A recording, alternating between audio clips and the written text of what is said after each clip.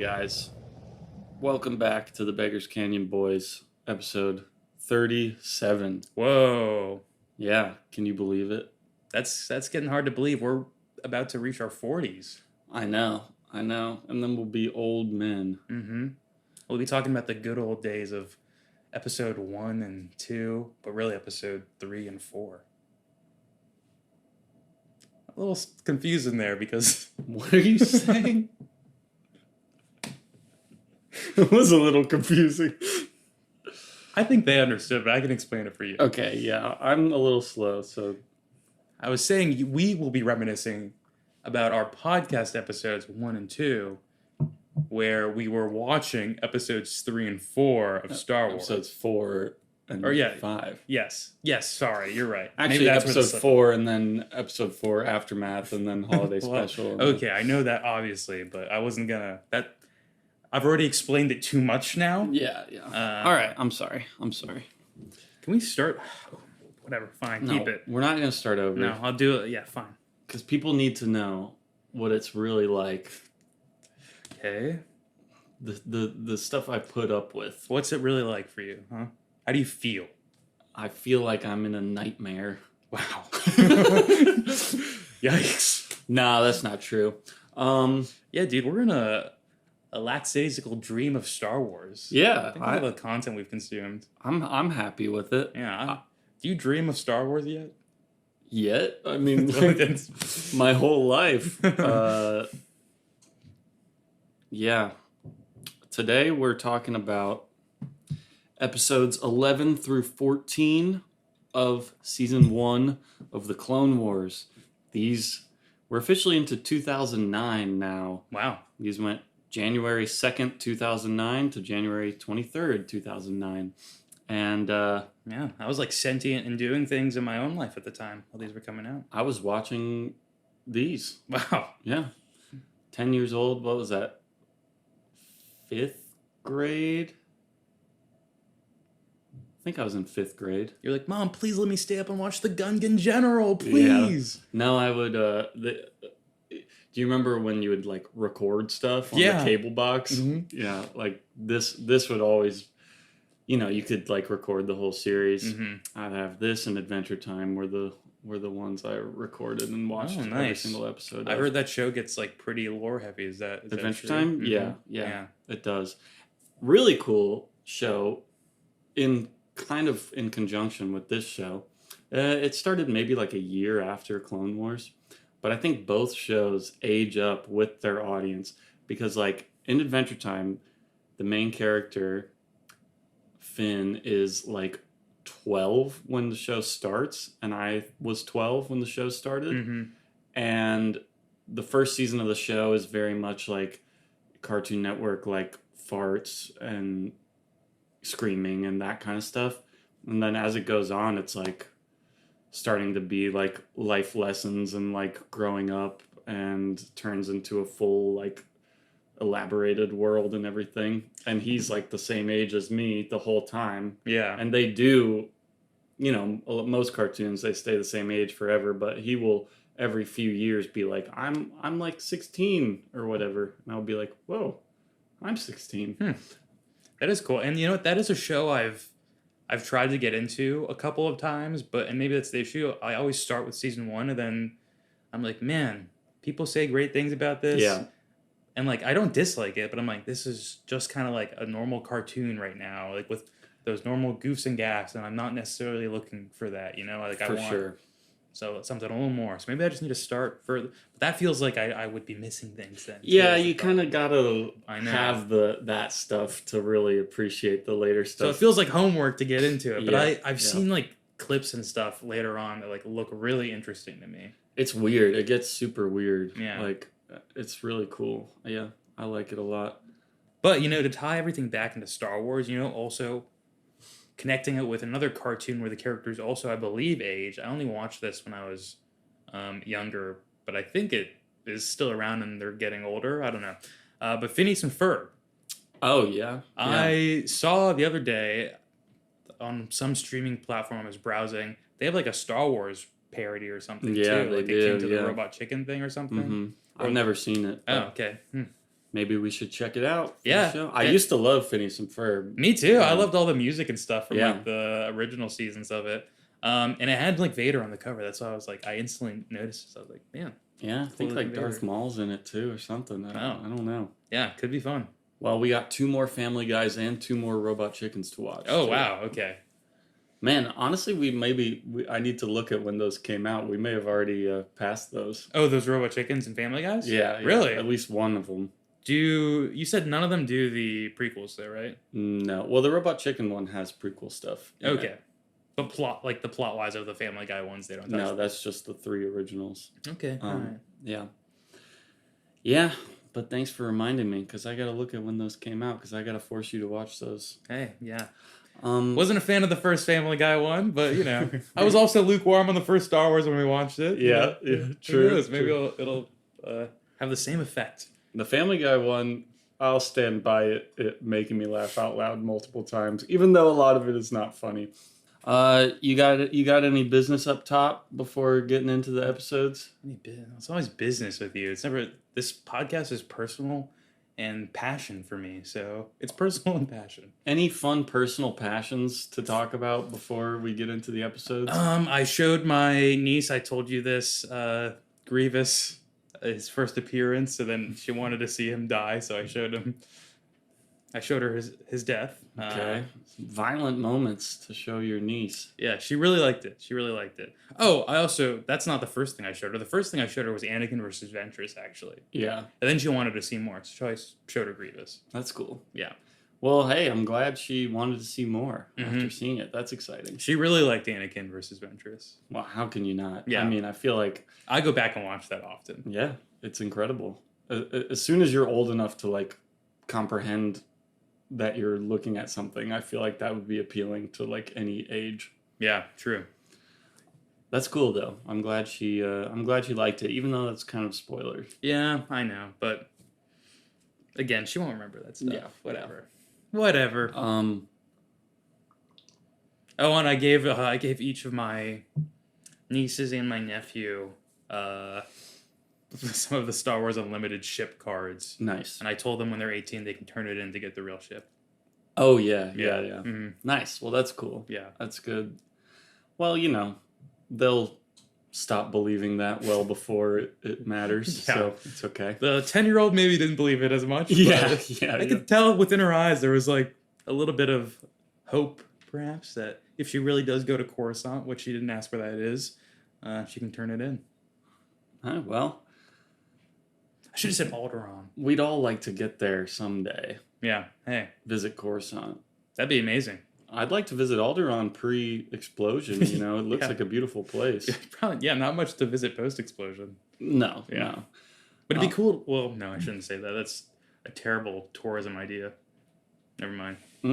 Yeah. What, to monetize the No. absolute massacre of an entire population? Honestly, yeah, kind of. Even worse. I was gonna say if I had the Death Star and I wanted to be like really capitalistic about it, I would sell tickets to watch the destruction of an entire planet. Yeah. Well, they didn't get to destroy another one before the Death Star got blown up. True. So. And they could have started like saying, hey, if you have a beef with another planet, like whoever's the highest bidder, we will destroy the other planet for you. So True. that's like kind of a good funding method they never utilized. Well, they didn't really have time to put the Death Star into full use. Yeah, all these excuses for the Sith. Yeah. Well, Tarkin had big plans. He wanted that thing to be the ultimate symbol of the galaxy, and it was for a couple days. Have we touched anything about how they financed that? I feel like we have. Yeah, in Attack of the Clones,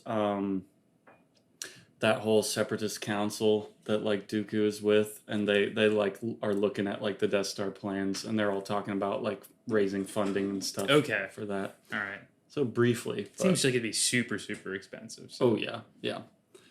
That's why a lot of people have an issue with the second Death Star, because there's so much information about the funding and the building of the first one, and it took 20 years for them to build it, and then 2 movies later you just have another one without all of that. That's fair, but the being built Death Star looks pretty amazing. Oh, it's so cool looking. Yeah. By the way, also top of mind, it keeps showing up on my For You page. Have you seen the Lego Death Star people have been talking about? Yeah. Are you a fan of it, or are you on the I hate it boat? I don't think I hate it, but it does look kind of dumb, I think. I much prefer like the one that came out 15 years ago or whatever, that is like actually a sphere but has all the cross sections in it still. Yeah. But I understand why they would do that for like a display scenario rather than like a toy to play with. Sure. Okay. I won't get you one then. You don't want it. It's like $1,000. Nope, that's it. That was a one-time offer. You said no. Okay. It's gonna be a great gift. Nice little viral podcast moment here too. Well, it's okay. Well, speaking of viral moments and gifts, I received a letter from my mother in the mail while you were gone, and it said, "I just found these from our 2008 trip to Washington, D.C., and it made me think of you and Ryan." And if you remember, the trip to Washington, D.C. was where I watched the Clone Wars movie at the theater with my whole family. And I'm assuming, if she was mentioning you in there too, that these gifts have to be Star Wars related. Wow. I've not opened them. Do you think it's that poster you were talking about that misled you so? I that would be cool, but I'm assuming there's some kind of cards. Wow. Because there you go. There's one for each of us. My mom sent me these. That was so nice of her. Yeah, I know. Really, really nice of her. I didn't know she knew I existed even. Shout out to Mom. No, she knows. She knows everything about you. Okay. Well, hey, you know what? I'm happy with that. I'm a good person and I'm a good friend to your son. I don't know if she wants. She's probably not going to listen to this, but thank you anyway, Mom. Let's open these up. Oh wow. Oh, shit. Oh, my God, it is. It actually is. Oh, wow. It actually is the poster I was talking about. Holy shit. This is like...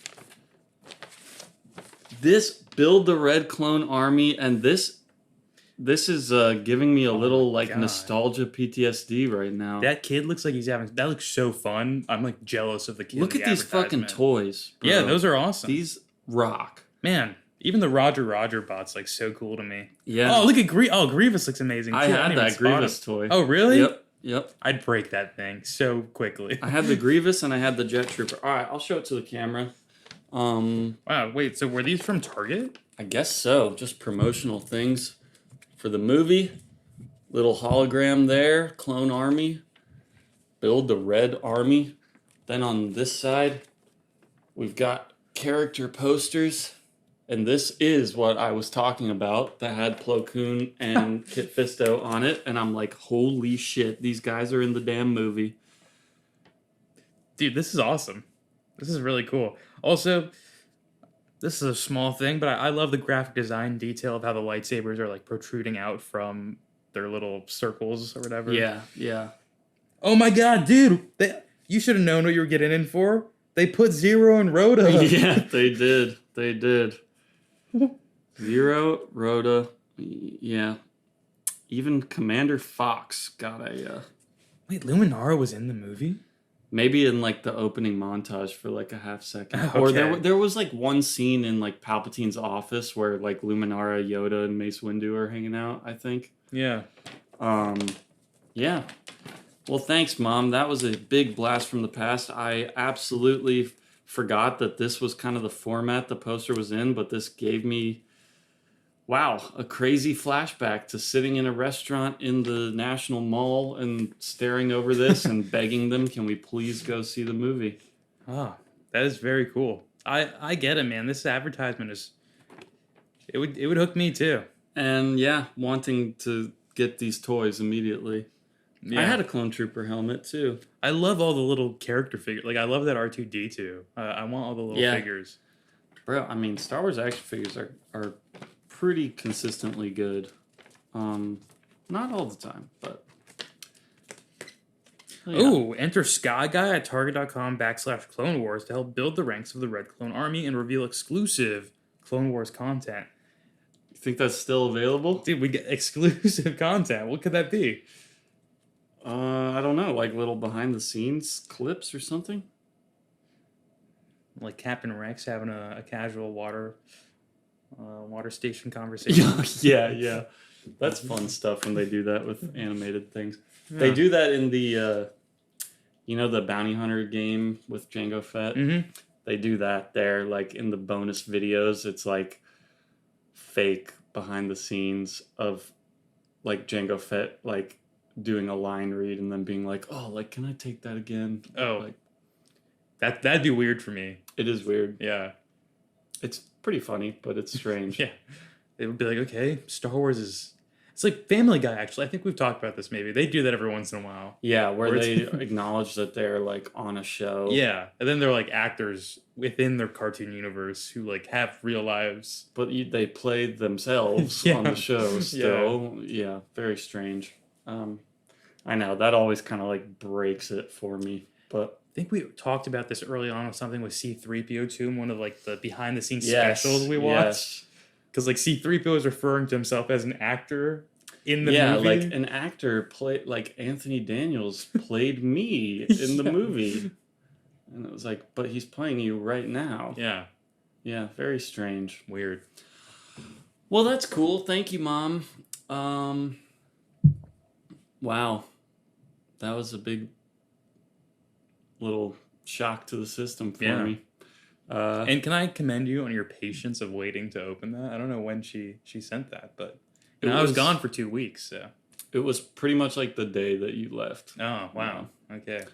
But You weren't shaking it, listening, seeing what was in there. I was like, no, we'll wait. But I also had to restrain myself from mentioning it to you at all because I was like, well, it'll just be a surprise for the episode. Well, yeah, that's cool. Yeah, very fun.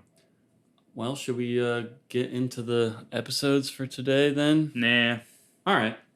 Well, thanks for listening, guys. Appreciate it, as always. Okay, so we watched 4 episodes today. 2 little 2-parters. We've got Dooku captured into the Gungan General. Nice. Then we've got Jedi crash into Defenders of Peace. A lot of crashing in these episodes, so that could sort of be the thematic through line for them all. Yeah, you're right. So we've got directed the first episode, Dooku captured, directed by Jesse Yeh, Yeh. Okay. He also did the Bombad Jedi episode. Mm. And it's written by Julie Siege, who will do some more episodes, but nothing we've seen from her so far.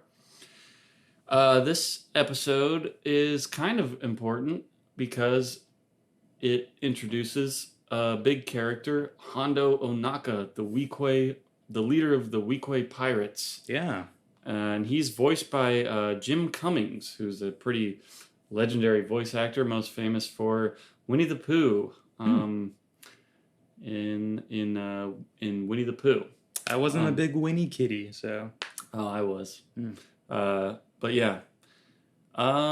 So, as the title implies, this episode, Dooku Captured, is where Count Dooku gets captured by these Weequay pirates, and they hold him for ransom. And I would say the pacing of all 4 of these episodes is kind of strange because they really do feel like you kind of just need to put them together, and then that's like the proper pacing of like a full like 45-minute episode of TV rather than each of them working as an individual episode, because the first 2 parts of these both kind of just end, and you'll be like 3/4 of the way through the episode and it's like, okay, like this, we're still like doing exposition-y things and stuff, like, I don't know, kind of weird. But I think it is this first Dooku captured episode that literally ends with, I think it's Obi-Wan and Anakin just like having a beer. Is it this one or is it the next Yep. one? Yeah, and they just like, clink their glasses together, and the episode ends, and it was so abrupt that I thought my like app broke. I was like, oh shit, what? How do I get back? And then it was just like, no, next episode. I was like, oh, okay. And it's not too big of a deal when you're streaming it, but I do remember like multiple times watching the Clone Wars as it was coming out, being like, okay, well, I mean, that was it for the week. Yeah. Like, but I guess we can talk about both of these episodes together because it really is just part 1 and 2 of the same story. But real quick, the second one is the Gungan General, directed by Justin Ridge, who did the Rookies episode, where we were introduced to Heavy and Echo and Fives. Yeah. And then the writer is, Julie Siege of the other. She wrote the same one. And then in this one, Dark stuff, Julie. Sick dark stuff in that one. Yeah. Cool Dooku ending in the second episode when he escapes. Oh, yeah, okay. That's the ending of the episode? Yeah. Okay. Yeah. Then we have in this one Jar Jar Binks, voiced by Phil Lamar, who in Clone Wars also does Kit Fisto and Bail Organa, but he's most famous for being Samurai Jack. So, wow. Okay, the overlap. Little Tarkovsky connection there. Yeah. Yeah, but you were saying before that you liked these ones in general? Yeah, the first two I had fun with. The second, I do agree, were like kind of boring. Starting to lose my interest a little. And also, like, I don't know how deeply we should be analyzing, like, thesis behind some of these episodes, but the, like, idea of that village and the way it's like, the way, and, I'm hopping forward, but the way they critiqued, like, the Jedis for how they operate, I was like, okay, this is interesting and fair, but then, like, he had a terrible system for which, like, his beliefs were, like, he was, like, so stuck to his traditionalism that he was willing to let everyone die for it, despite, everyone thinking that was wrong. You're talking about what are they called? They're like lemur people. Yeah, I don't know, like, what they're... The Lermans. Yeah. Oh, wow. Okay. So they're literally lemur people. Yep. Okay. Yep. But they're, like, Scottish? Yeah, I know. I wrote that too, and I was like, I think they're Scottish, but I can't really... It's, like, almost not Scottish. Right. They kind of did find an accent that, like, it's a unique thing. But, again, it's a little Scottish. Yeah, I think it's kind of weird how they do that in both of these two-parters to make you separate it from reality, where, like, the aesthetics of those lemur people are not close to Scottish things at all, but their voices are. So then you're like, okay, well, I can't quite, like, map this onto any real thing. Yeah. Which is maybe a good thing. The other guys, like the pirates or whatever, were just, like, Spanish, right? Yeah, but then, like, the music that was playing at their party and stuff was almost, like, Moroccan or Indian or something like that. And yeah. So, I don't know. It's interesting. Yeah. But, okay, so I agree with you about that guy's politics, the leader of the Lermans. Yeah. But these first two episodes, I don't know. We can break it down as much as you want to. But what did you think about Hondo Onaka as a character? Because he is, for whatever reason, gonna be in a lot of episodes. Oh wow, really? Yeah. Okay. I will say, I mean, he's not interesting. I got like kind of a Talon Card-esque vibe from him. It like was flashing me back to Talon Card, different situation, but like trying to deal with having like captives and playing both sides to some degree. Except Talon Card situation was more like just trying to save his own hide, I guess, in that situation. But I was like, oh, okay, this is that character's at least smart enough to say, no, let's not turn him over to the Sith for the reward. Like, they're just going to kill us. Like, that's what they do. Like, which is great because that's happened like a few times now where someone like tries to, like, sorry, Jedi, we have to do the deal with the Sith. And then the Sith are like, oh, what deal? And like take what they want. And Yeah. so I'm glad word's getting around.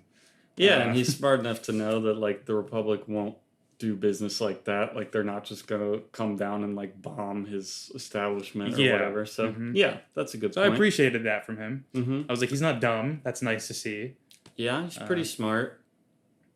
And I like how at the very end, when Obi-Wan and Anakin are leaving, he's like, what, you're not gonna like attack us? And Obi-Wan's like, no, like we have no problem with you now. We you know, we don't seek revenge. So Cold little threat there, or not threat really, but with the but Count Dooku knows where you live now. yeah.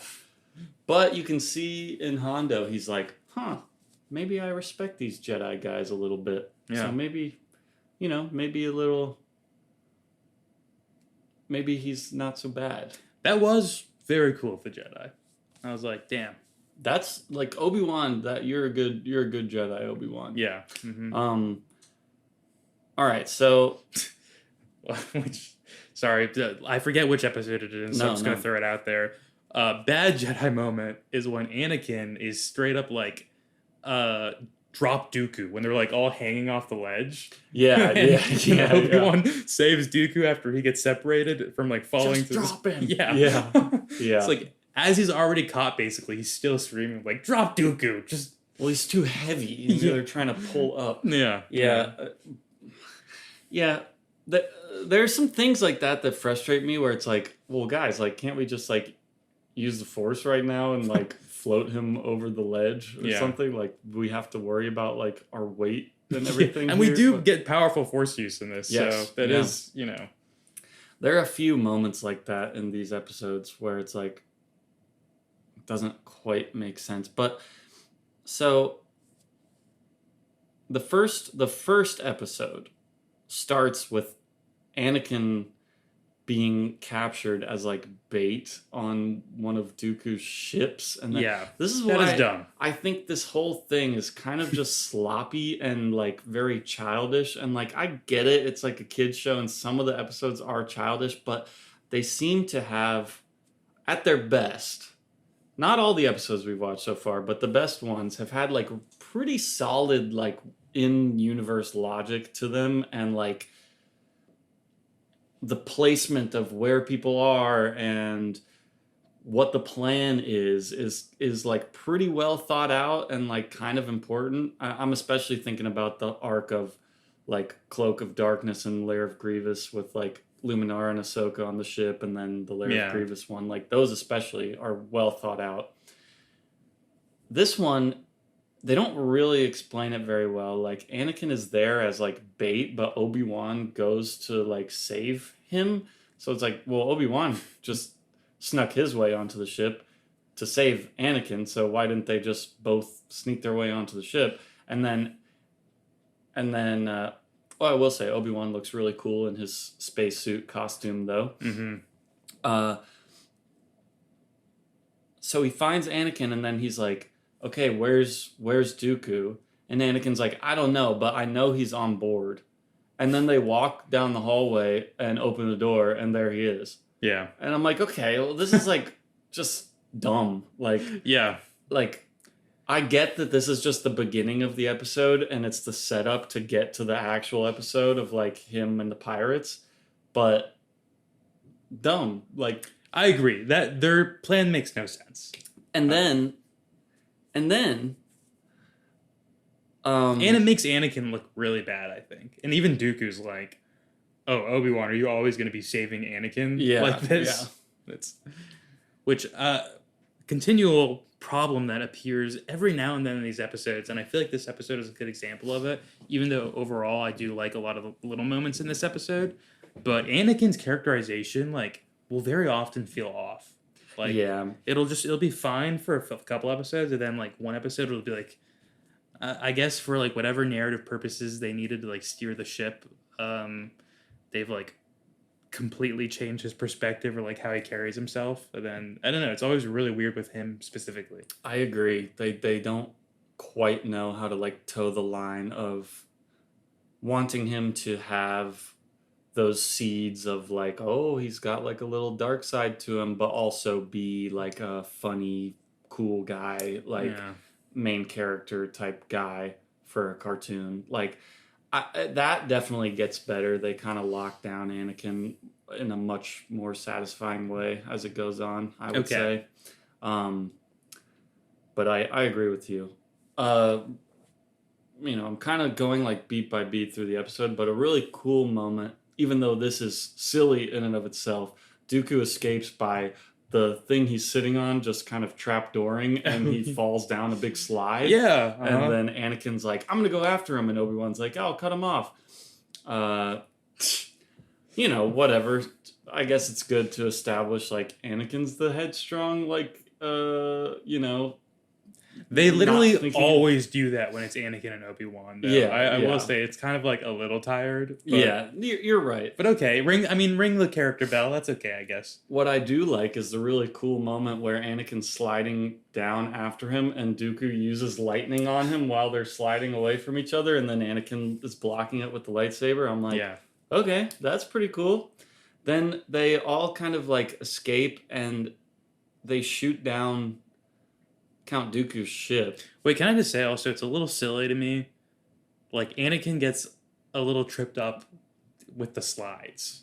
Like, Yes, because they come to a part where the slides just split in two. Yeah, and and then I- he's like, this one or this one? I don't know how it confused him so much. I know. And I was like, I thought I missed something watching it, where like Dooku played some trick or something. I but- think they tried to establish it in the directing that the lightning was like taking up all of his vision at that moment that he missed which one he went down. Okay, that makes more sense to me. I was like, you're Anakin. You look so moronic right now. Yeah, like yeah. jumping down his slide after him, and then like getting lost when there's two paths. Yeah, for real.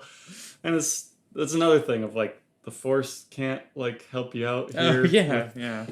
Yeah, they shoot down his ship. They go onto this planet and like.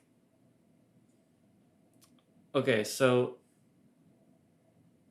the main thing that bothers me about this episode, well, both of these episodes with Dooku, is we were talking about it before, how Dooku has not shown up yet other than on just holograms and being like the presence behind Grievous, Yeah. really.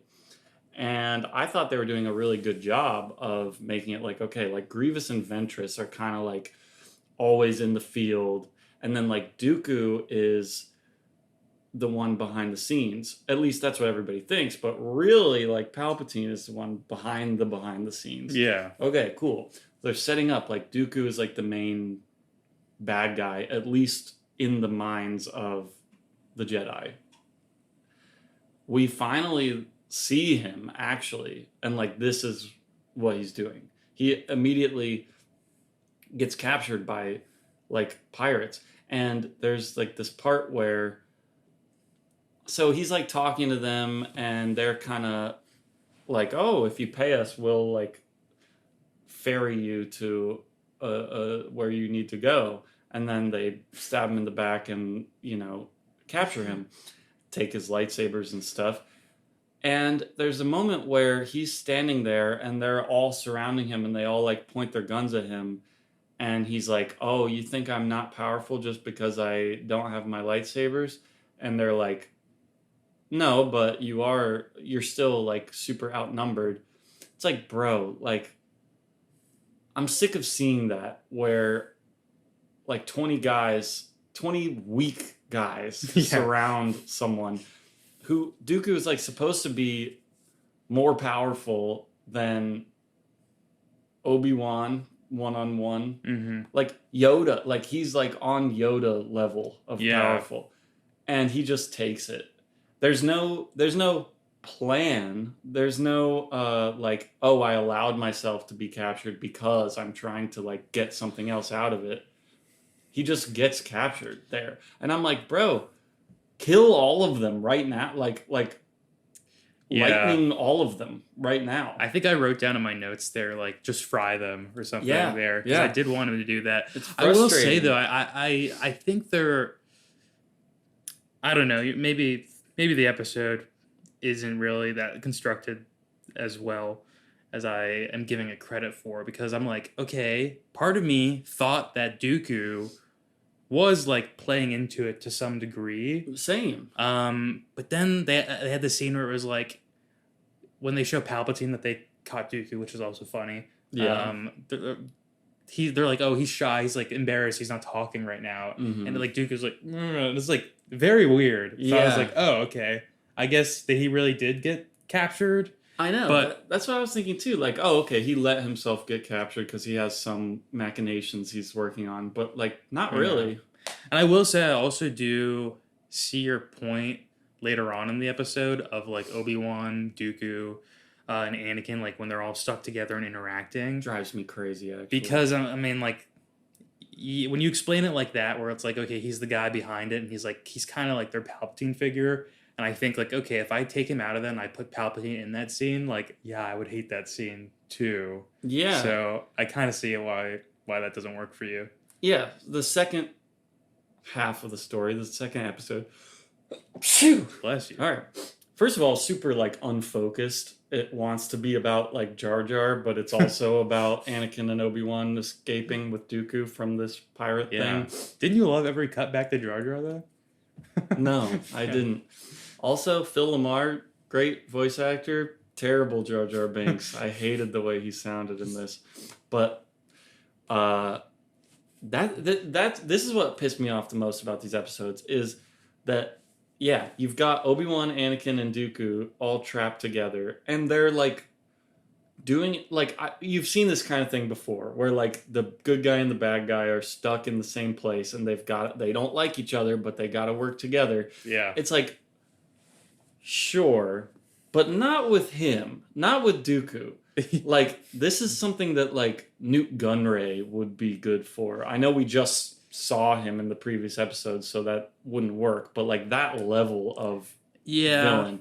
And it really pisses me off because it's such a good opportunity for actual interesting exploration of like Star Wars stuff.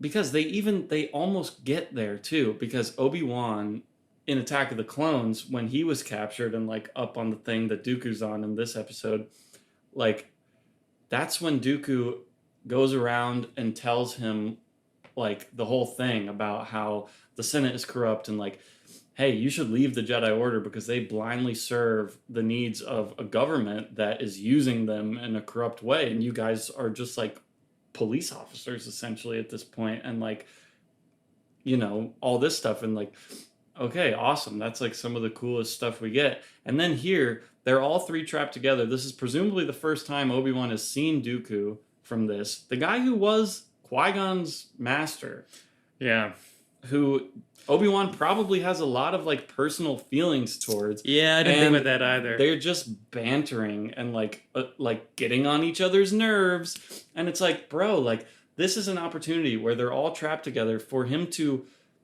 be like, hey, like, why did you leave the Jedi Order? Like, or to have some kind of interesting conversation about like their own politics or belief systems and things like that. And they just don't do that at all. Man, that is a really sad missed opportunity now that I think about it. I mean, it'd be really nice also to have Anakin as an audience to them both talking about Qui-Gon Jinn. Yeah. And sort of their experiences with him and like the diversion of that path. But that is, see, I wasn't even thinking about all those things. And to me, I think kind of, it is a trope you mentioned, but I think it's just a trope I like, where it's like the villains have to work with the good guys. I like it too, most of the time. Probably stems a lot of the stuff that I like from X-Men. Because like, very interchangeable there, who's a good guy and bad guy, depending on like who's writing or what the storyline is.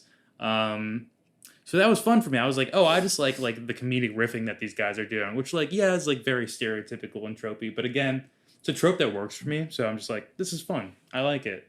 And I like them like showing off their Jedi abilities to each other, you know, like the most impressive and whatnot. But I do see all your points though. I don't even like hate all of that stuff like isolated. And if you think about it more in the way of, okay, these are all written by different people, like each kind of arc or whatever, written by a different person, like there's gonna be some inconsistency in characters. and you think about it more in like that comic book way, then it's not so bad. It's not like ruining future things. But in my ideal world, you know, if these things are all like canon or whatever, then like we need some like consistency, and we need. I just don't think that's how Obi-Wan would interact with Dooku if they were trapped in the room together. Yeah, I also do think it probably creates a bit of like a longevity problem with the series, because now it's like any interaction Dooku and Obi-Wan have after that, it's kind of like I feel like you can't go back and readdress the stuff you did not address, you know? Yeah, Like yeah. they had the kind of quiet moments there to do it and didn't. So I don't know. It'll be interesting to see how those two interact again in the future. For sure. I'm gonna like keep an eye on that too, because I can't think of when the next time they see each other is, but I know they do. Mm-hmm.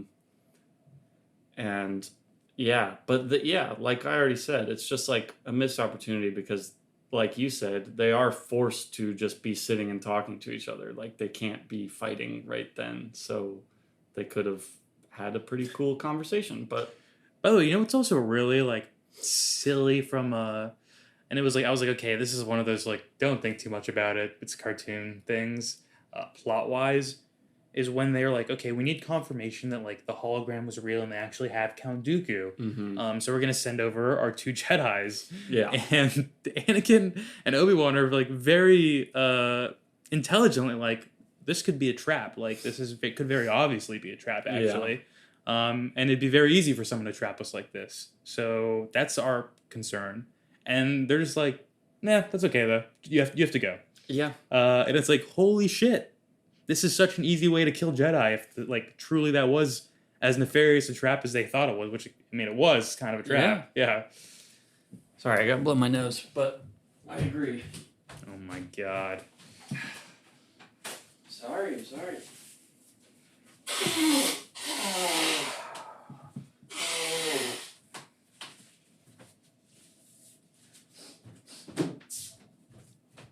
Okay, and then what? Another thing that really bothers me about this, you mentioned this briefly. The end of the first episode, Hondo like invites Obi-Wan and Anakin to join them in like this banquet, Yeah. and he's like, "Oh, you will need to have some drinks," and then Obi-Wan's like, "Anakin's got to fly later." Yeah. Like that was fun, but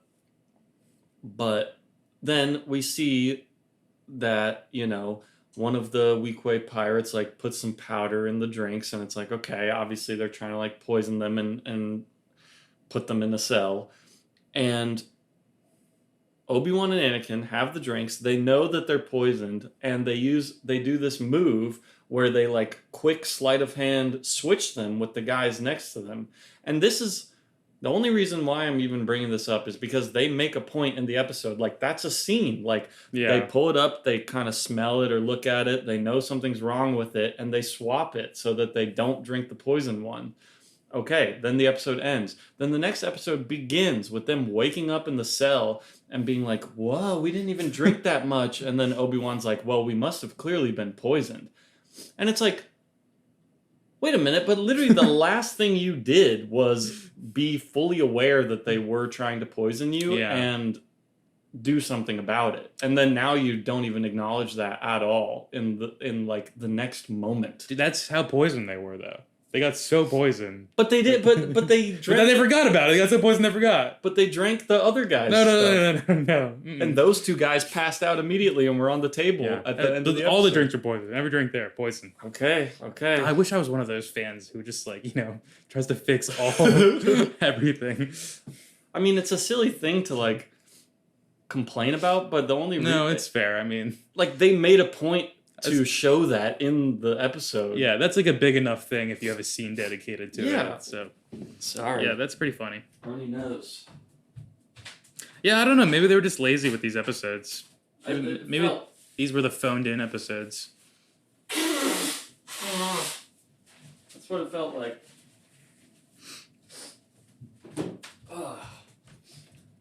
Well, man, they don't make cool like advertisements like this anymore that you can tangibly get your hands on. No, they really don't. Well, please tell your mom I said thank you as well. I will. Oh yeah, in the first episode they fight a Gundark in the cave. Oh, That was a whole yeah. part of this. Oh, without their lightsabers. Uh-huh. Mm-hmm. That was Hit by a rock. Yeah, that was kind of fun. What Obi-Wan's was like glitching out when he was smacking it. I have to say though, the episode again threw me off in the beginning because I thought we also were like, because you had mentioned something about how we'll jump around in time, Mm-hmm. and I was like, oh, this must be like a very early on episode, like flashing back to when Anakin was like much more a pup than he is. That's what it felt like to me too. Yeah, because he. But then I was like, oh, Ahsoka's there and everything, and Right. So it's not, but he was weird for me in the episode, so that was part of it, you know, all that stuff in the cave and whatnot. And like it starts to become confusing when they're like, oh well, I'm not a master, and then Obi-Wan's like, this is why you're not a Jedi master, and I'm your master, Yeah. and blah blah blah, and then it's like, but also Anakin he's not like the rank of Jedi master, but he has a Padawan and is a master to her. Yeah. So like, what are you talking about? I know, it like really took me out of it. I was like, what is going on? Yeah, like, it's weird. where are we? I but- know. Yeah. I also really disliked Ahsoka in that moment when she comes and saves them from the cave. Just, she was really annoying. I don't know. She's not grown on me yet, like in the way that I've hoped she would. No, not yet. I still have faith that she will. Mhm. She is still annoying to me too in these, but What else? But we mentioned it briefly, but the ending of Dooku finally escaping is really cool. There are these two pirates in his way of getting onto one of their ships and escaping. He force chokes one of them into the air and then forces him to shoot the other guy and kills both of them. And I'm like, okay, like, right, like, that's what he can do. And the other guy was like confused in that moment, like what was happening, which was a great little touch. Yeah. It made me think, I was like, oh man, like maybe he does, but I wonder if this guy like knows about Force users or even understands like what exactly is happening, right? Or knew it was that powerful, even if the Force did exist. He's probably like heard of it, but never Yeah. seen it used like that before. Just like, a really cool moment, I thought. Like, Yeah. So, because I was like, man, it's funny how like sometimes little lines can like illustrate the horror of like what is actually happening on screen when like these characters are doing these things. Like that is pretty terrifying. Like yeah. your friend being choked out in front of you, then like him aiming his gun at you and he's getting shot. Like, oh. And it was I think edited and filmed, quote unquote, in an effective way too, where it sold like the whole pacing of that sequence like sold the intensity and scariness of it, I think. The other reason I mentioned the episode being dark though earlier, I wasn't even thinking about that moment. I was thinking about just seeing the dead senator. I was like, oh yeah, the shot of like actually the pilots we learned died, but like they're kind of like in the wreckage, so you don't really see any body or anything. But the senator is just like this lifeless, dull looking body that they just show you, and it's like, oh gosh. And then they have a little burial for him. I forgot about that guy. Yeah, we haven't even talked about the Jar Jar part of this at all, which there's not much need to really, but it is, if you're those clones though, that is a horror situation where the senator gets killed and Jar Jar becomes he's the highest ranking guy. Yeah. But then they go send him out to be a bait for stuff. They're like, you have to do this, Jar Jar. And Jar Jar's like, yeah, okay, I guess, because it's what the senator would do too. Yeah. And they're just plotting to use him. It's pretty funny, actually. Yeah, that was a good part. You know what else I liked? Small moment earlier back in the cave. I like them using the lightsabers as torches. And Yes. like light sources, actually. And the blue bloom around them was really nice. Yeah, I agree. It was cool to see that. I was like, man, lightsabers have utilities that we don't always see them being used for. And that's cool to see that. I agree.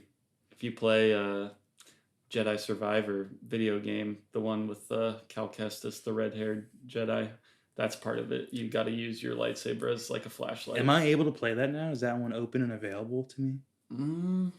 Or is it touching on Disney stuff? It does a little bit. Damn. Yeah. Okay. All right. I've got too many games right now. I gotta play anyway. Yeah, like I wouldn't be like upset if you played it. It's not too much, but there's some concepts that are from the Rebels cartoon and from the Rogue One movie that Oh, come okay. into play in there. Hmm. Yeah, and you've got plenty of other Star Wars games to play right Yeah, now. I know. But I'm if a- you ever were like, I have to play this, like, go for it. I don't really care. No, I mean, one, I think Knights of the Old Republic is going to take me like 6 months to get through. Yeah, it's a long Um, one. And then I just started Jedi Academy, as you know. Yeah. I'm a Rhodian. Pretty cool. That's cool. Um, I was a Twi'lek girl. yeah, I think I saw you streaming it when you were playing it on Red. TikTok. Red Twi'lek woman. Yeah, and I thought I was going to have to play as a Twi'lek woman. That's what I was. No, you don't have to. Yeah, you don't I have realized to. that was your choice in that moment. I realized. Mm-hmm. You can be a Keldor if you want. That's cool. You were breaking Twi'lek stereotypes, you know? Mm-hmm. She's an independent. Yeah. Um, She didn't dance at all. No. Yeah. I mean, unless you count some lightsaber acrobatics. Well, I don't count that. Um, And Sakura also breaking Twi'lek Yeah. stereotypes. I love to see a Twi'lek thriving. well, that's kind of her whole thing. Is like, people get mad that she doesn't wear the right Jedi robes and stuff, and she's sort of like this. This is all retroactive stuff. Obviously, her character design is like to be sexy for Yeah. the audience, but later writers have justified it as her being like, well, Twi'leks are always used for like this sort of like strippers or slaves, Yeah. honestly. And so she's like trying to re-empower the image of a Twi'lek in that way, Okay. I guess. All right. Hey, so I was onto it. Yeah. And unless you have other stuff about those first two, that's a good transition to the. Oh my God! Have next we not ones. even talked about the next two? We No, didn't. We no, didn't even not touch really. those, did we? I mean, Okay. we talked about the lemur leaders' politics for a little bit. Oh but- yeah. Let me see. Let me just make sure. Oh, I think it's very funny the little Yoda appearance in here, where it's just he's basically like, "Yes, Dooku's lightsaber. That is." And Yeah. It's like, Yeah. okay, that was our Yoda line, just to confirm that is in fact Dooku's lightsaber. Well, you remember Yoda fought him, so he would know. Oh, that's true. Yeah. Yeah. Recognize that I do from my fight with Dooku. On Geonosis, it was yeah. not so long ago. Yeah, that was. Yeah, it was funny to see Palpatine be like, "Oh, Yeah. cool." I just wish like we could do some, hey, George Lucas would love it. Some Shakespearean asides there. I want to see a little soliloquy from him right there, a seeing little what he's Iago thinking. style Yeah, soliloquy. Exactly. Yeah. That'd be nice. No, yeah, I mean the prequels are super Shakespeare inspired for sure. I'm surprised there's nothing like that. No, that's a good point. All right, well, the next two episodes we got Jedi Crash and Defenders of Peace. In these ones, the Jedi crash. They And do. then they defend peace. Mm-hmm. And that's it. Those are accurate titles.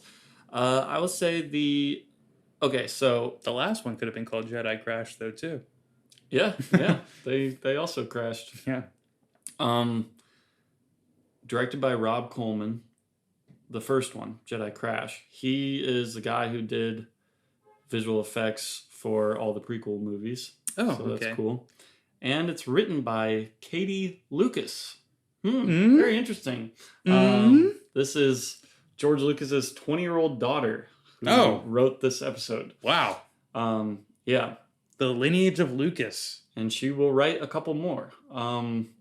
She's background characters in Phantom Menace and Revenge of the Sith. Wow. Okay. Yeah. Hey, when it's in your blood, it's in your blood. And from these episodes, let me tell you, she's got Star Wars. Yeah, in her she blood. knows it. She knows it. No, okay, that's Um, me. I'm sorry. It's not terrible or No, anything it's not, like that. And then we've got Jennifer Hale, who does the voice for Ayla Secura. Guess what? She is the voice of Bastila in Knights of the Old Republic. Mm. And also Jean Grey in X-Men 97. Oh, really? Yeah. Okay, wow. And Madeline Pryor? Or was that a different voice actress? And okay. Madeline Pryor. Yep. So I was going to say about this one, the opening of this is like some random battle happening where Anakin and Ahsoka are trying to help Ayla Secura get like escape from some Yeah. battle. It's kind of cool, but I felt like the editing of it was very strange and it was hard for me to like keep track of what was going on. However, I really like the idea of them getting into this ship and someone dies and it's like, oh my god, the hyperdrive is going off and they're like docked inside a ship and I'm like, oh, that's cool. Something like accidentally going into hyperspace while it's like inside another ship and it would just like blast it in half Yeah. or something like that's kind of cool. Also, I like the way, maybe it doesn't make too much sense, but the way they boarded by basically crashing into Yeah. the ship was like pretty cool. The gunship just like falls right into this little hole. Yeah, and then Ahsoka just popping out of it was funny to me. I was like, oh, okay. I guess like this is a pretty smooth landing for them, but Yeah. They just jump out like nothing happened. But oh yeah, and then even not to jump back too much, but in the previous episode, we saw a little bit of how the inner mechanics of those like drop ships work, where the pilot of the ship that Jar Jar and the Senator were on, like he comes down in like this little elevator thing, and then Jar Jar gets in there and it goes back up. I'm like, okay, nice. Yeah, I like seeing the technical inner workings. You of have the to ship. get out of the cockpit, sir. Yeah. That was cool. And then this sequence I do like whatever general like droids sending the super battle droids and them ripping open the cockpit and Anakin having to like help the pilot in the cockpit and everything, like that was all pretty cool. But then they crash on this planet called like Meridon or something, and Anakin's pretty badly hurt from something that happened on the ship. And which by the way, it made me think. I was like, man, when you're a Jedi, they really, and I'm sure they do, and I'm sure a lot of these in their educational systems innately have some of this stuff built in. But like, they really need to focus more on physics, you know? Yeah. Because I don't know if Anakin knows like the max pressure that he can exert with the Force. But I was like, okay, if the fire is like strong enough to bring down the metal like casing of the walls and everything. I don't know if you're gonna be okay. And he wasn't, but hey, no, you're right. But it was kind of funny. You know, he's headstrong and it was cool him force pushing everyone else into safety. I did like that. Yeah, and then I also love how like pragmatic Ayla Secura is.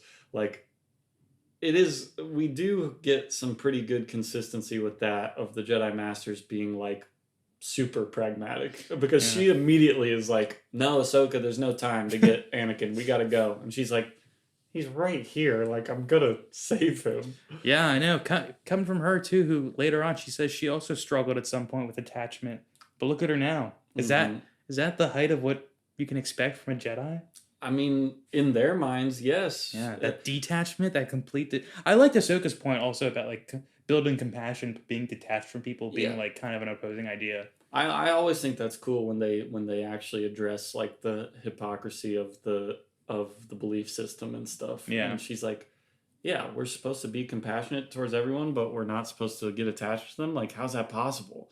And Ayla is like, well, you just have to let go of personal connections and things. And it's like, oh, okay, so she doesn't really have it fully under control. She's just kind of acting like she does. But and that's cool. That's kind of how all the Jedi are, I think. You'd be kind of a sociopath though if you were like the perfect Jedi. Yeah, which I think they are. Like, I think like Mace Windu is a straight up sociopath. Well, there you go. Yeah. So yeah, we get Commander Bly here, who will go on to murder Ayla Secura on Felucia in Revenge of the Sith. Again, I told you, I didn't remember that, but immediately I was like, I hate this dude so much. And do you want to know the moment that made me really dislike him? Yeah. So it's small too, but I guess it's a good little like character painting moment that they did. If it, got, I assume with the correct emotion you're supposed to feel towards him out of me. It was when he helps the lemur people or whatever they're called, Lemurians? The Lurmans. Lurmans, okay. When he helps out the Lurmans, like with a basket, he helps balance a basket. And then they offer him a fruit from that basket. And this dude, the way he takes it, he's just such an asshole about it. He takes it, immediately bites into it. No thank you, no look of gratitude, nothing. And I was like, he exerted almost no energy helping those tiny people. he just like casually tilted it back into place. They were so nice to offer him fruit, to give him their fruit for almost nothing. You're right. You're right. And he's so flippant about it. I think that's cool that they, if that is intentional, which I assume it is. I think they put enough thought into these where little moments like that are intentional. It was deeply upsetting. I agree. And the clones, with some exceptions, I think Rex is a little more compassionate than your average clone trooper.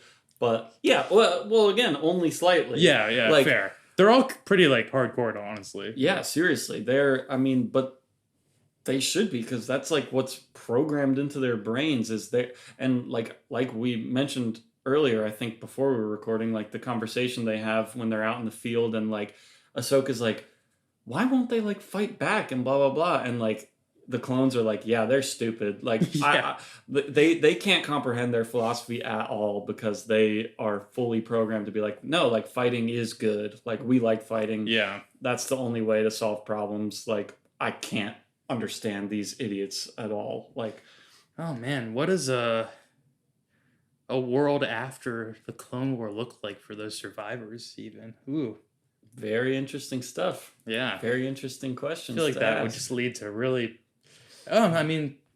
maybe some potent metaphors about veterans in there, but lead to some sad stories, I think. Yeah, it's possible. Interesting. It's possible. Okay, is this stuff touched on maybe in the future? Yeah, okay. It's pretty. Am I just thinking of something we've already read or something? No, I don't think so. Right. I don't think so.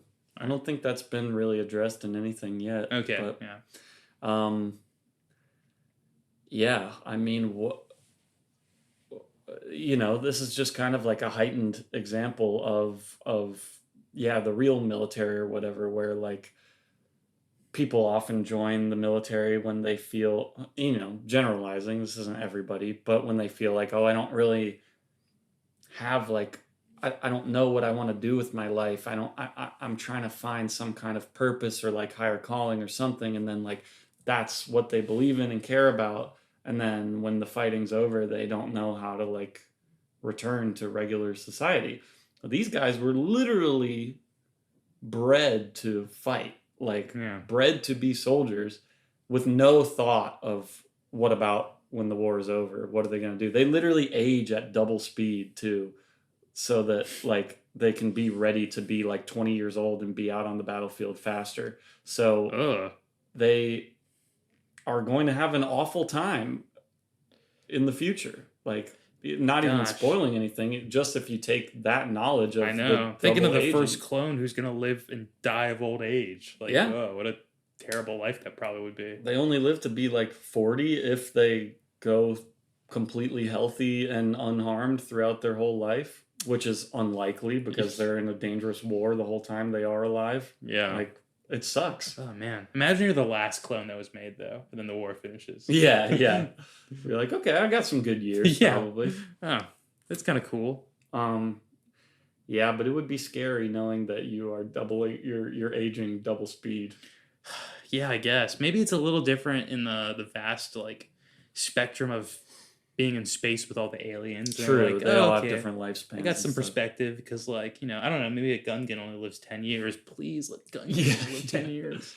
But Yoda lives like 1,000 years, so that's a good point. Mm-hmm. And Chewbacca's like 300 years old or something like that. Oh, wow, Chewbacca's that old? Yeah. Wow. Something like that. Yoda has a great relationship with his people. Yes, yeah. Well, they've had a lot of time to get to know each other. That's true. Man, when are we going to see some?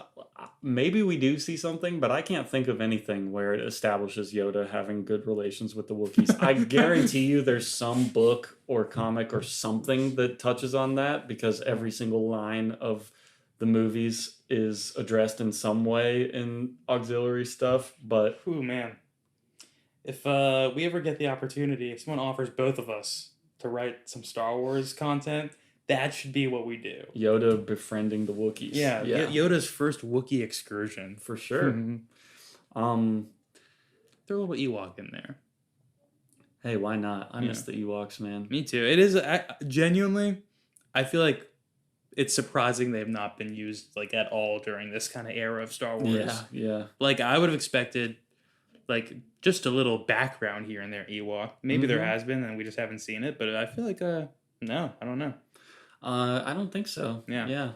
Oh, that did remind me though, a funny moment. And speaking of like the dark aspects of the first two episodes we watched today, when Obi-Wan and Anakin are like, "Oh, these are pretty rough guys. Like, we got to be careful." We see like a Jawa kind of like hassling one of the pirates, and he just turns around and straight up punches the Jawa in the face. Who does? One of the pirate Oh, guys. okay. It was just kind of intense, like Ah, fuck, because I the didn't remember Jawas are that. so little, and like Yeah. just seeing him get like fully clocked in the face and like knocked over, I was like, oh damn, like, Yeah, okay. felt a little bad for the Jawa. And Obi-Wan and Anakin get like electrocuted, tortured in these too. Yeah. Like, and that's probably the most violent thing we've seen so far.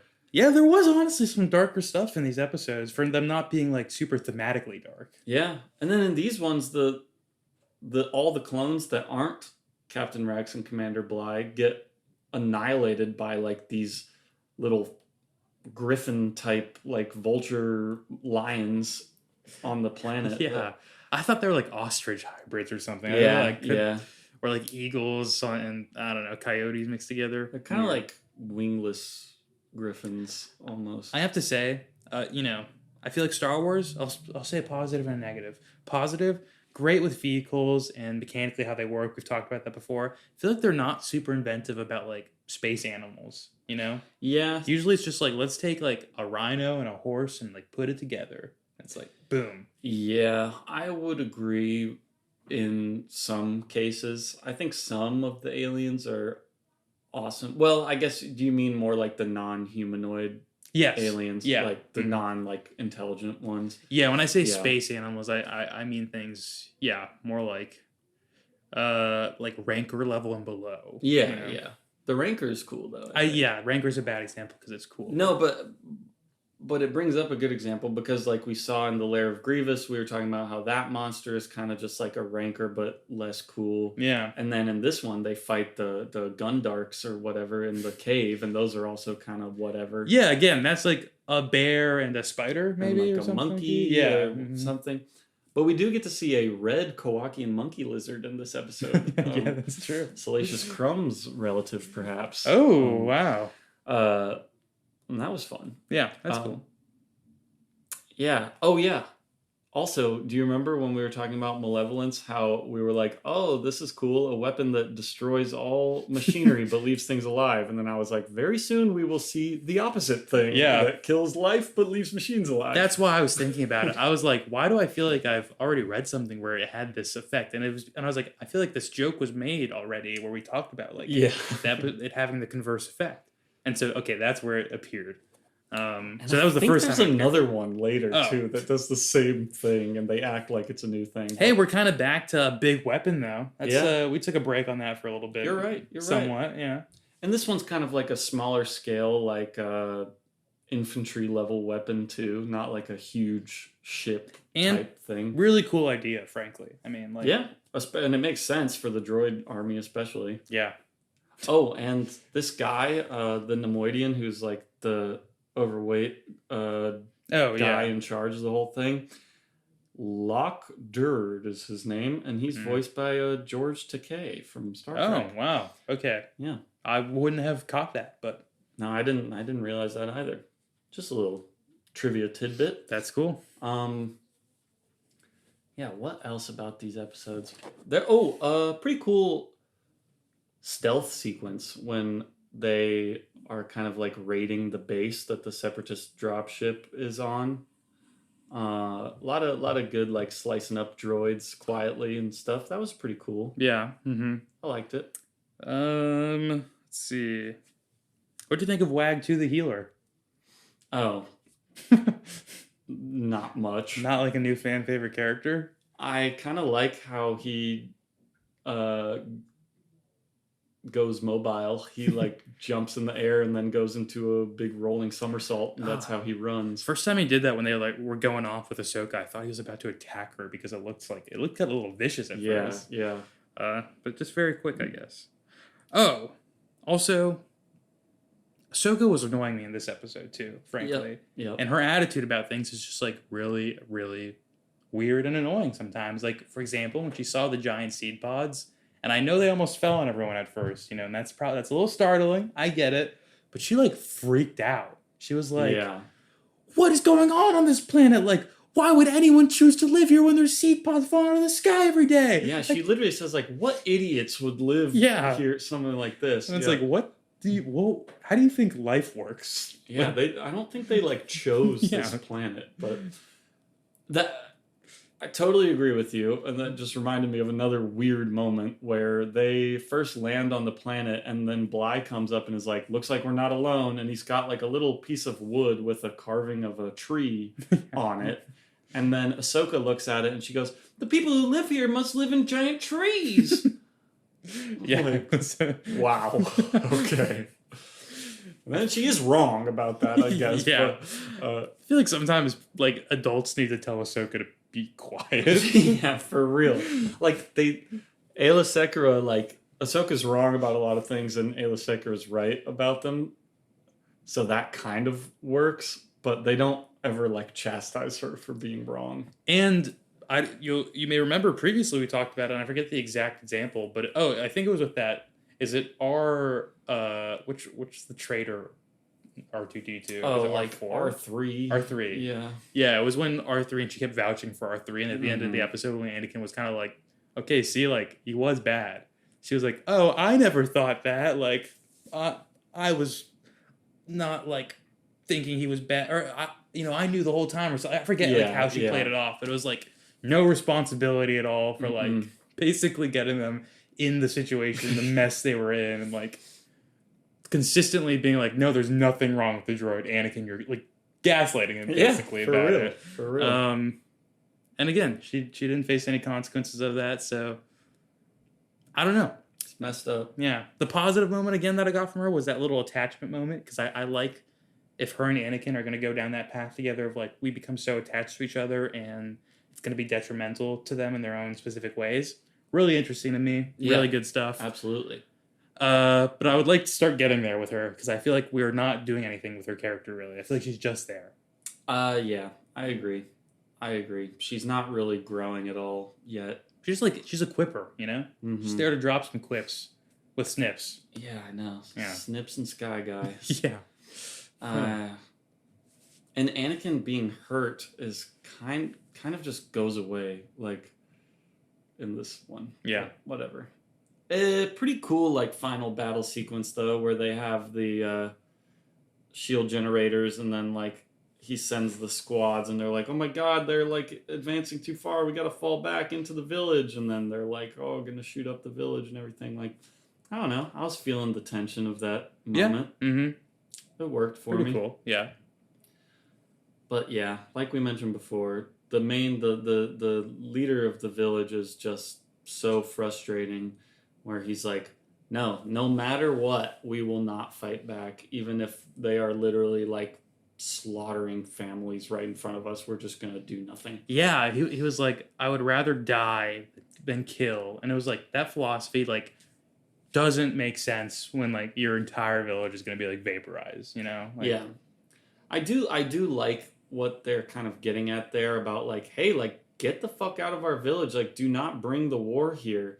But then the Separatists show up regardless of the Jedi being there or not, so that doesn't really actually matter. Yeah, I feel like there's a lot of like little things in Star Wars that would work a little better and be more nuanced and more interesting in situations like this if like the Separatists and the Sith in general were not so like comically evil sometimes. Yes. Like if that character didn't show up being like, "This is my new colony now," blah blah blah, like okay, like it would have been kind of interesting to see like how the leader of that village like remedied that based off his interactions with the Jedi. Yeah. But because he was like so overtly villainous, it was like, okay, well, we know how the cards fall in this situation. We've kind of seen that with like every time there's like a third party and they don't know like whose side they're on, and it's like yeah, like with the Rhodian guy, Uncle Ono, to Padme, it's like, "Oh, I'll make a deal with the Separatists." Yeah. She's like, "They're gonna betray you," even though like her politics are super fucked up too. It's like, yeah, but these are the bad guys. Yeah. So those ones will kill you. Like, Yeah. we'll let you starve. So, terrible choice, yeah, but you know. Yeah, I agree. They are a little too villainous Yeah. to be like a believable side that you would want to take unless you are also like evil. Mm-hmm. Yeah. Um, Hey man, I want to be rooting for the Sith. They're cool, but there's no good cause to root for them, so I can't. well, they do some stuff toward that direction later in the show. I Okay, would say, all right. yeah. Um, yeah. Anything else about these? When are we gonna get a Mace Windu episode? Very soon. Oh, really? Yeah. Yeah, that'd be cool. You got me thinking about it because first you mentioned Tarkovsky earlier, then I was thinking of the Mace Windu cartoon. I was like, I need to watch that one. I haven't seen that in a while. Hell yeah. And then you mentioned him again when we were talking about sociopathic Jedi, so he's really top of mind for me. Well, it's not going to be next batch of episodes, but the ones after that. Okay. He's in. What do we have coming up? So we will watch for next time episodes 15 through 18. We've got Trespass, The Hidden Enemy, Blue Shadow Virus, and Mystery of a Thousand Moons. Oh, okay. Hidden Enemy is cool because that's actually a prequel to the movie. It takes place the Battle of Christophsis, that is like that big blue crystal planet that they're on at the beginning of the movie. It's kind of the stuff that happens right before we see them in the movie, and that has some really cool action in it. I don't really remember the story at all, but there is one like fight scene that I've watched from that a bunch of times. So that one's cool. Blue Shadow Virus, don't really remember those, so we'll see. But then after that is the last 4 episodes of the season. There's a 3-part arc about the planet of Ryloth that is Why does that sound familiar? awesome. Why is Ryloth familiar? It has been mentioned in the Tales of the Jedi comics. It's where the Twi'leks are from. Okay. And now I forget his name, but the one Twi'lek Jedi. There you go. Yeah. You remember he's like leading the refugees through like the sandstorm there. Yes. Like that's on Ryloth. Specifically thinking about, I think that's where I'm thinking of it from. Yeah. That's Ryloth. So there's those 3 episodes and then the finale, which is kind of leading into season 2, and it's separate from those. But the 3 Ryloth episodes are really, really good. Okay. I don't remember these 4 that well. They might be good. We'll see. I want an animated Tales of the Jedi series so badly. That'd be really cool. Well, there is an animated series called Tales of the Jedi, but it's not about those guys. Oh, okay. Yeah, but it is really good. It is really, really good. No Nomi Sunrider in it, though? No. Is there any Nomi Sunrider appearance in, like, a cartoon or movie or anything? No. Damn, those are cool characters. I know. Ulick Keldromo. I like those guys a lot. Yeah, how do we have Jackson the Rabbit in the Lego project, but none of these characters in anything? I guess they're not as, like, visually Nomi's pretty cool looking. Yeah, I agree. What is his name? The big one who I thought was a bad guy at first. Who's her Jedi? Oh, Thawne. Yeah, Master Thawne. Yeah. Mm-hmm. He's cool. He's cool as hell. Yeah. No, I don't think they really show up in anything else. Ulick's brother who loses his arms all the time. Mm-hmm. Cool. They do mention in other stuff more like Exar Kun and like Naga Sadao. Those guys get mentioned. Oh yeah, wait. Nomi and all the other guys are probably not canon at all, right? No. Damn, they don't use them at all. Not to my knowledge, and I'm pretty sure I remember looking at a list of Nomi Sunrider appearances just to see, like, did they use her in any, like, new stuff? And I don't believe so. It's a bummer. I was thinking even, like, like a mention in, like, maybe there's a game where you pick up a history book and it mentions Nomi Sunrider in it or something. They do stuff like that all the time, so it's totally possible. Yeah. But no, I don't believe so. Damn. Which sucks, because she rocks. Well, the Exar Kun stuff they use, do they use basically what happened in Tales of the Jedi, or no? They just kind of... It's in these novels that are also not canon anymore either. Oh, so. okay.